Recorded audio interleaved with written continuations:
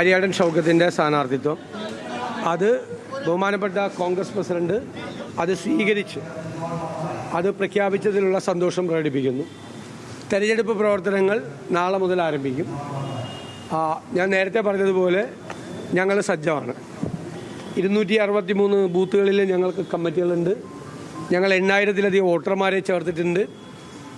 തെരഞ്ഞെടുപ്പിന് വേണ്ടിയിട്ടുള്ള എല്ലാ പ്രവർത്തകരും, ആയിരക്കണക്കിന് പ്രവർത്തകർ ആ നിയോജകമണ്ഡലത്തിൽ തന്നെ സജ്ജരാണ്. അപ്പോൾ എല്ലാവരെയും കൂട്ടി യോജിപ്പിച്ചുകൊണ്ട്, എല്ലാവരെയും ചേർത്ത് നിർത്തിക്കൊണ്ട് ഐക്യ ജനാധിപത്യ മുന്നണി ഒരുമിച്ച് നിന്നുകൊണ്ട് വലിയ ഭൂരിപക്ഷത്തിൽ അവിടെ വിജയിക്കും. അത് ഞായറാഴ്ച ആയിരുന്നില്ല, ഇന്നലെ തന്നെ പറഞ്ഞല്ലോ, ഞായറാഴ്ചയാണല്ലോ, സൺഡേ ആണ്. ഇന്ന് കോൺഗ്രസ് പ്രസിഡന്റ് അവിടെ എത്തിയതാണ് ഉച്ചയായപ്പോഴേക്കും. ഉടൻ തന്നെ ഞങ്ങൾ ഇവിടെ നിന്ന് അയച്ചു കൊടുത്തു. നിങ്ങൾ ഇത്രയും വേഗത്തിൽ സ്ഥാനാർത്ഥിത്വം പ്രഖ്യാപിച്ചിട്ട് ഇതെന്തൊരു ചോദ്യമാണിത്? ഇതിനേക്കാൾ വേഗത്തിൽ ആരാണ് സ്ഥാനാർത്ഥിത്വം? അല്ലല്ലേ, അത് ഞങ്ങൾ പറഞ്ഞു അത് സൺഡേ ആണെന്ന് ഞാൻ പറഞ്ഞു. 2-3 മണിക്കൂർ സൺഡേ ആണെന്ന് ഞാൻ ഇന്നലെ തന്നെ പറഞ്ഞു. സൺഡേ ഇന്നലെ ACC ഇല്ല. വേറൊന്നും ചോദിക്കാനില്ല. വേറെ വല്ല ചോദിക്കുക.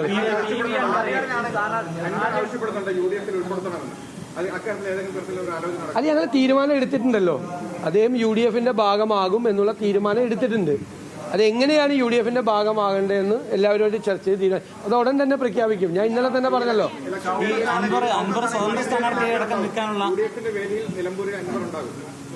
തീർച്ചയായിട്ടും ഞങ്ങൾ അങ്ങനെ തന്നെയാണ് പ്രതീക്ഷിക്കുന്നത്. അദ്ദേഹം ഇന്നലെ നിങ്ങളോടല്ലേ പറഞ്ഞത്, ഏത് UDF സ്ഥാനാർത്ഥി വന്നാലും ആ UDF സ്ഥാനാർത്ഥി വലിയ ഭൂരിപക്ഷത്തിൽ ജയിക്കും, അദ്ദേഹത്തിന് പിന്തുണ ഉണ്ടാവുന്ന അദ്ദേഹം തന്നെ പറഞ്ഞല്ലോ ഇന്നലെ. അതൊക്കെ നിങ്ങളുടെ സാങ്കല്പികമായ ചോദ്യങ്ങളല്ല. അതിനൊക്കെ ഞാനെങ്ങനെ മറുപടി പറയുന്നത്?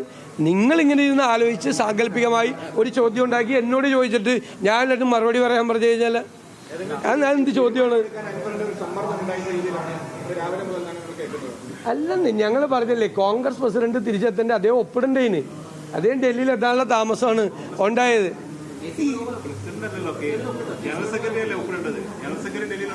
നിങ്ങൾക്ക് ഇതിനെക്കുറിച്ച് വല്ല അറിവുണ്ടോ?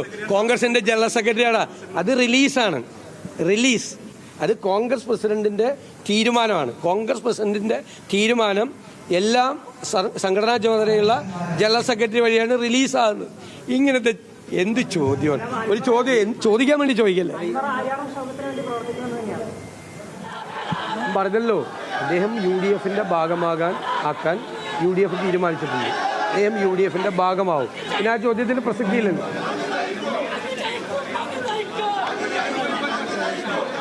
അത് ഞാൻ പറഞ്ഞല്ലോ, അത് ഞാൻ തന്നെ അടുത്ത ദിവസം പ്രഖ്യാപിക്കുന്നത്. അത് തീരുമാനം ഞങ്ങൾ എടുത്തിട്ടുണ്ട്.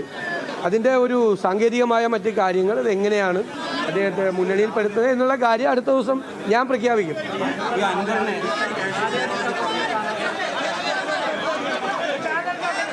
അദ്ദേഹം ഇന്നലെ നിങ്ങളോടല്ലേ പറഞ്ഞത്, കോൺഗ്രസ് ഏത് സ്ഥാനാർത്ഥിയെ പ്രഖ്യാപിച്ചാലും ആ സ്ഥാനാർത്ഥിക്ക് ഞാൻ പിന്തുണ നൽകുമെന്ന് അദ്ദേഹം പറഞ്ഞില്ലേ. നിങ്ങൾക്ക് ഒന്നും കിട്ടാൻ നിങ്ങളുടെ പ്രശ്നം എന്ന് വെച്ച് കഴിഞ്ഞാൽ, നിങ്ങളുടെ പ്രശ്നം ഞാൻ പറഞ്ഞുതരാം. നിങ്ങൾ വിചാരിച്ച് കോൺഗ്രസ്സിൽ ഭയങ്കരമായ പ്രശ്നം ഉണ്ടായി വാർത്ത ഉണ്ടാവുമെന്ന് വിചാരിച്ചു. അത് നടന്നില്ല. എന്നാൽ പിന്നെ അൻവർ വെച്ച് വാർത്തയൊക്കെ ഉണ്ടാക്കി. ഒരു വാർത്ത ഉണ്ടാക്കിയിട്ട് കാര്യമില്ല. നിങ്ങൾ പാലക്കാട് ആദ്യത്തെ ഞാൻ പറഞ്ഞുകൊണ്ടിരിക്കുക, നിങ്ങൾ ചോദിക്കാൻ പാടില്ല. ഞാൻ സംസാരിച്ചുകൊണ്ടിരിക്കുമ്പോൾ നിങ്ങൾ ചോദിക്കാൻ പാടില്ല. നിങ്ങൾ ചോദിക്കുമ്പോൾ ഞാൻ സംസാരിക്കില്ല. അതൊക്കെ ഒരു മര്യാദയുടെ പ്രശ്നമാണ്. ഞാൻ പറഞ്ഞു, നിങ്ങൾ ഈ ചോദ്യം ഇപ്പോൾ നിങ്ങൾ അൻവർ വെച്ചുകൊണ്ട് ചോദിച്ചുകൊണ്ടിരിക്കുക. നിങ്ങൾ പാലക്കാട് എന്തൊക്കെയാണ് ചെയ്തത്? ആദ്യത്തെ ആഴ്ച കുറേ പേര്, എല്ലാവരും കുറച്ച് പേര് എന്തൊക്കെയാണ് ചെയ്തത്? വല്ല സംഭവിച്ച ഇത് അതുപോലെ തന്നെ വലിയ ഭൂരിപക്ഷത്തിൽ നിലമ്പൂരിൽ ഐക്യ ജനാധിപത്യ മുന്നണിയുടെ സ്ഥാനാർത്ഥി ശ്രീ ആര്യാടൻ ഷൗക്കത്ത് വിജയിക്കും.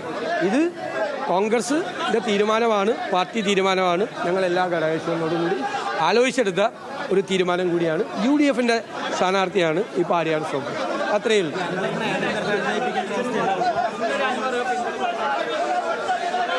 എനിക്കറിയില്ല. നിങ്ങൾക്ക് വേറെ ഒന്നും ചോദിക്കാനില്ലേ? നിങ്ങളൊരു 10 ചോദ്യം ചോദിച്ച് 10 പ്രാവശ്യം ഞാൻ മറുപടി പറഞ്ഞു. നിങ്ങൾ അത് തന്നെ എന്നോട് ആദ്യം ചോദിച്ച ചോദ്യം തന്നെ ചോദിച്ചുകൊണ്ടിരിക്കുക. അത് ഞാൻ മുഖ്യമന്ത്രിയെ പോലെ എന്നെ ആക്കല്ലേ. നിങ്ങൾ ഇത്രയും മര്യാദയായിട്ട് എന്നെ അതുപോലെ ആക്കല്ലേ. അല്ല, അതുപോലെ ആക്കല്ലേ എന്നെ. നിങ്ങൾ ദേഷ്യപ്പെടുത്തല്ലേ എന്നെ. നിങ്ങൾ ഒരേ ചോദ്യം 10 പ്രാവശ്യം ചോദിച്ചിട്ട് ഞാൻ 10 പ്രാവശ്യം മറുപടി പറഞ്ഞു. ഇത് ഈ അതേ ചോദ്യം ചോദിച്ചുകൊണ്ടിരിക്കുക. ജോണ്, താങ്കൾ തന്നെ 7 പ്രാവശ്യം ചോദിച്ചു. വേറെ എന്തെങ്കിലും ചോദിക്കാനുണ്ടോ? വേറെ എന്തെങ്കിലും ചോദിക്കാനുണ്ടോ? വേറെ ഏതെങ്കിലും ചോദ്യമുണ്ടോ? എങ്ങനെ?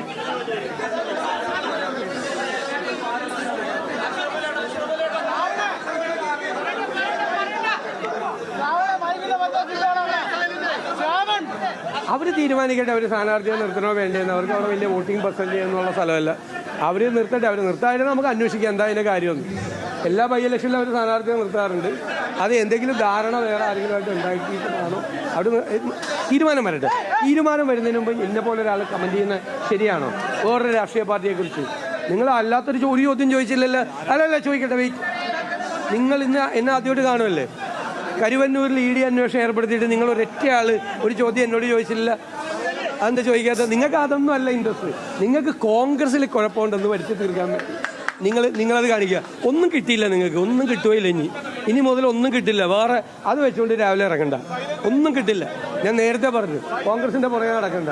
ഇനി ബാക്കിയുള്ളവരുടെ സ്ഥാനാർത്ഥി അന്വേഷിച്ച് നടക്കും. ഞങ്ങൾ ഇതുപോലെ ഏതെങ്കിലും കാലത്ത് തൃക്കാക്കരയിൽ, പുതുപ്പള്ളിയിൽ, ചേലക്കരയിൽ, പാലക്കാട്, ഇപ്പോൾ നിലമ്പൂര് ഇതുപോലെ കോൺഗ്രസും UDF-ഉം സ്ഥാനാർത്ഥിയെ പ്രഖ്യാപിച്ചൊരു കാലം ഉണ്ടായിട്ടുണ്ട്. എൻ്റെ പാർട്ടി UDF